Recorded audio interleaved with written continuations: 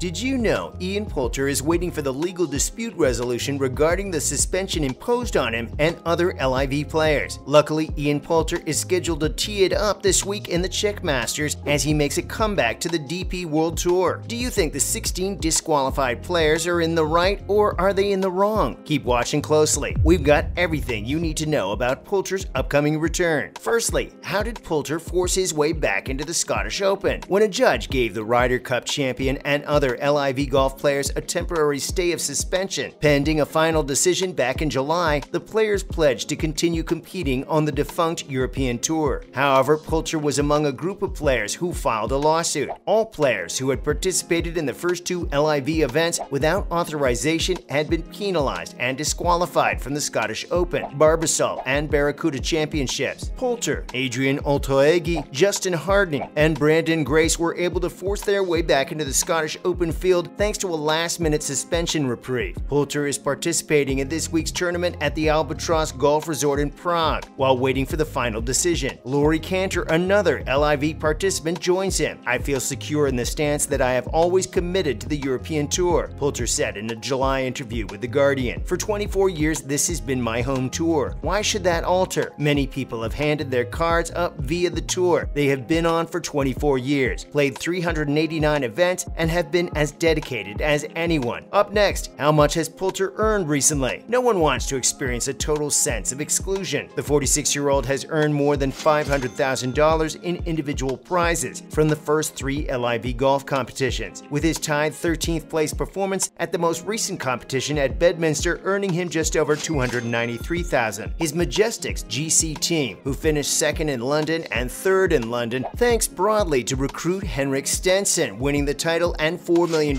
first prize individually, also received an extra $500,000 as their share of the $2 million reward. Poulter has won 12 times on the DP World Tour, formerly the European Tour, although his most recent triumph came at the WGC HSBC Champions in Shenzhen, China, 10 years ago. He is one of the 11 LIV players who earlier this month sued the PGA Tour for antitrust violations to overturn the sanctions of those players. Because of the restrictions placed on competitors in the Saudi-sponsored LIV Golf Invitational Series, the 7-time Ryder Cup player is suing his home tour and the PGA Tour. When the Czech Masters begins in Prague, that can lead to a tense environment. Laurie Canter, a participant in LIV Golf, is also on the course. According to the Times, the DP World Tour may need to raise roughly £3 million to support its legal defense. For its participating players, LIV Golf will foot the price. Well, how much has Poulter won in total? With his impressive car collection, Ian Poulter's net worth is estimated to be over $60 million.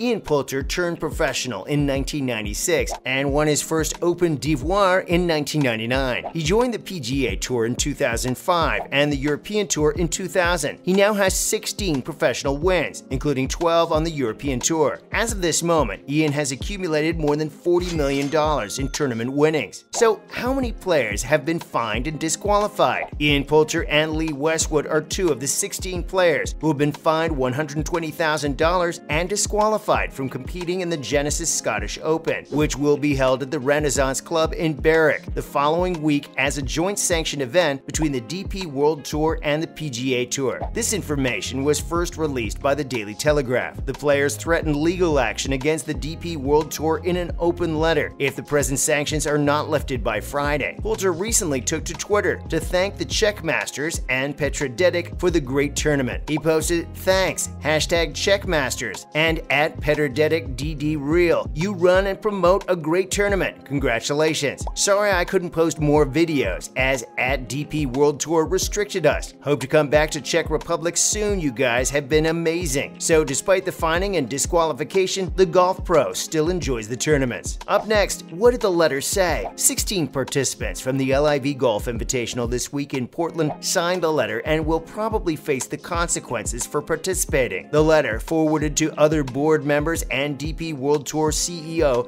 Keith Pelly, pleaded with the circuit to engage in good faith negotiations with a Saudi-backed course or risk legal action. The letter stated, in part, in Mr. Pelly's most recent communication, he claims that every step in life has a result. We concur and are worried that the DP World Tour, a tour and organization that, despite our recent encounters, we care a great deal about, will suffer due to the tour's actions against LIV Golf, us, and golf in general. The purpose of this letter is not to further polarize us, but to respond to remarks made by the tour and to raise inquiries that the tour ought to address and that we ought to examine thoroughly. We humbly request that you, the DP World Tour's custodians, reconsider your recent penalties and punishments so that we can instead focus our time, effort, financial resources, and attention on creating a better future for the DP World Tour participants and the game of golf. To achieve this, we request that you lift your fines and suspensions by Friday, July 1st at 5 p.m. Additionally, we represent more than 5% of the DP World Tour membership. Following the tour's bylaws, we request you call a membership meeting to debate these crucial issues further. If not, you will force us to use all the other tools and techniques we have at our disposal to correct these wrongs. So why is the circuit worried about the recent partnership? The letter also expressed worry that the recently announced expanded partnership between the DP World Tour and the PGA Tour is not in the best interests of the circuit and will put the DP World Tour in a weaker position and relegate it to the role of second fiddle. We understand that the strategic alliance with the PGA Tour will benefit DP World Tour members generally, the letter added. Therefore, the competitive threat to the PGA Tour is being treated differently regarding releases and other concerns. First off, we reject the idea that this alliance's protection of the PGA Tour could in any way account for this unequal treatment. What advantages would there be even if it could? We have been asking this question for many months. So far, it doesn't seem like the membership gains anything from the chance to compete in the Barracuda Championship rather than the Scottish Open. In the end, about 40 DP World Tour players who would have qualified for the Scottish Open on the DP World Tour will no longer be eligible and will only have the choice to play on the PGA Tour in Kentucky the week before the Open, where they will be able to compete for less money but at a higher cost. Up next, what are the DP World Tour giving players for the Scottish Open? PGA Tour players have been encouraged to compete in the Scottish Open by providing them with a stipend to help with travel expenses. Still, DP World Tour players are not given the same opportunity. The fact that these best players on the DP World Tour will now receive PGA Tour cards only diminishes the DP World Tour's top up-and-coming talent and establishes the DP World Tour as the PGA Tour's understudy. Would this collaboration be taking place without LIV Golf joining the market, regardless of whether it is legal? Lastly, how will the PGA Tour respond to the Saudi-funded league? The PGA Tour recently took the biggest step yet to address the competitive problem posed by the rival Saudi-backed professional league by proposing a 20-tournament schedule in which the best players would compete against one another 17 times for average purses of $20 million. The tour is doubling the bonus pool of its player impact program to $100 million